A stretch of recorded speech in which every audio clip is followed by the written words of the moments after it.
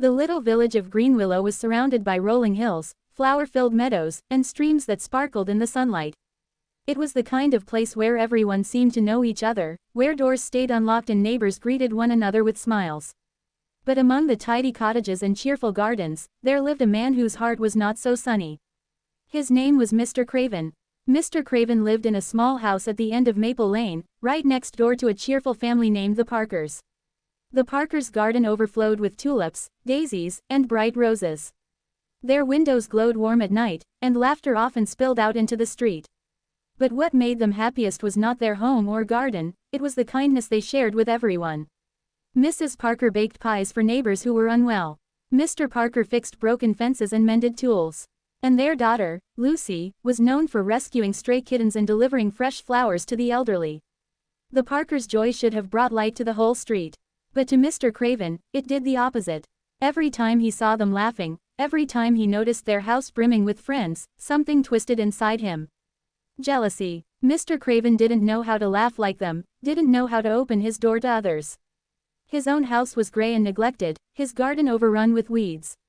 He would sit by his window and watch as neighbors stopped by the Parkers, never by him, and each smile they gave was like a thorn in his chest. "I don't see what's so special about them," he muttered one evening, slamming his shutters closed. "They think they're better than everyone. Just wait. They'll learn life isn't always so perfect." One summer morning, Mr. Craven hatched a plan.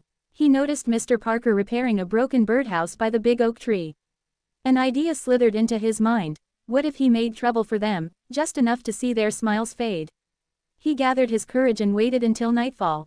When the moon was high, he crept into their yard and scattered thorns in the garden path.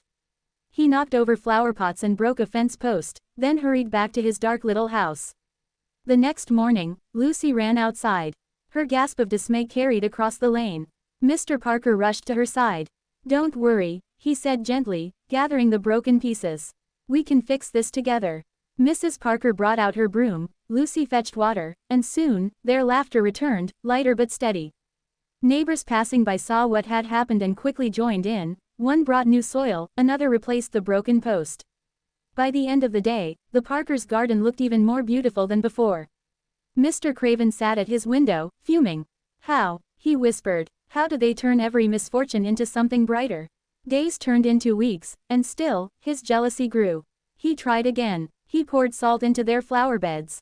He left the gate open so their chickens would scatter. He even spread rumors in the marketplace, telling others that the Parkers were proud and only pretended to be kind. But each time, the opposite happened. The flowers grew back stronger. The chickens were safely returned by laughing children, and the rumors never stuck, because everyone had felt the Parkers' kindness in one way or another. Mr. Craven was left angrier than before, his schemes dissolving like smoke. Then came the storm. One late autumn night, clouds gathered, heavy and dark. Rain lashed the rooftops, and wind howled down the lanes. Trees bent and cracked under the fury of the storm. Lightning split the sky again and again until, with a terrible roar, a massive branch from the oak tree came crashing down. It landed on Mr. Craven's house.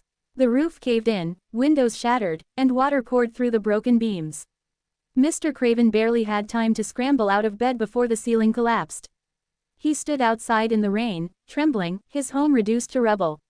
For the first time in years, he felt utterly alone and helpless. But he wasn't alone for long. The Parkers saw the wreck from their window and rushed into the storm.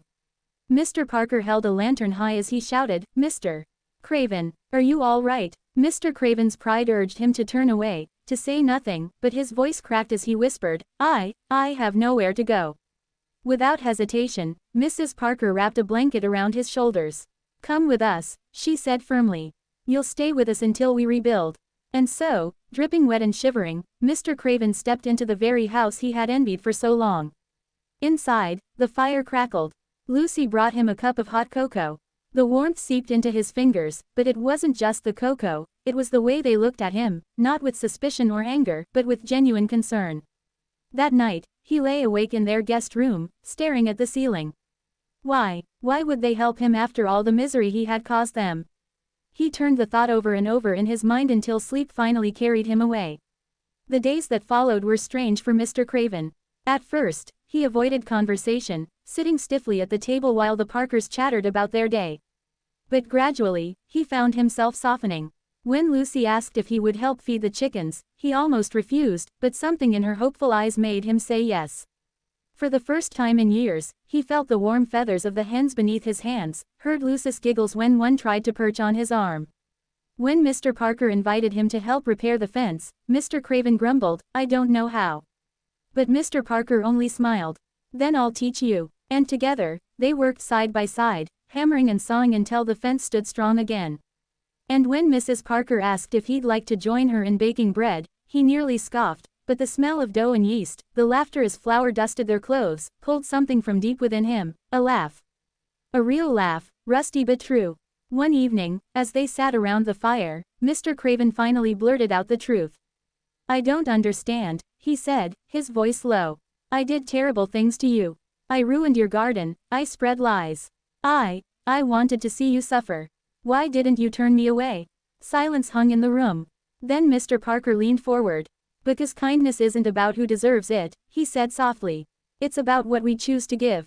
Lucy added gently, "And sometimes the people who seem the hardest to love are the ones who need it most."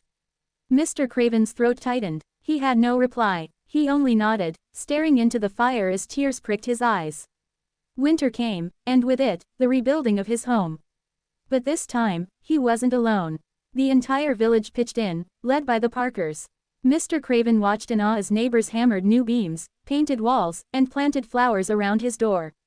For the first time, people entered his yard not with suspicion, but with laughter and goodwill. When the house was finished, it didn't look gray anymore. It shone with fresh paint, bright curtains, and a neat little garden. Mr. Craven stood at the doorway, hardly recognizing the place. But what shocked him most wasn't the house, it was himself. He was smiling. From that day forward, Mr. Craven was no longer the jealous neighbor. He became part of the laughter on Maple Lane, part of the warmth of Greenwillow. And though he was never quite as cheerful as the Parkers, he found his own way of giving, fixing fences, carrying groceries, planting flowers with Lucy. And every evening, as the sun dipped behind the hills, he sat by his window, no longer scowling, but watching the world with a heart that had learned something precious, that kindness could change even the loneliest soul.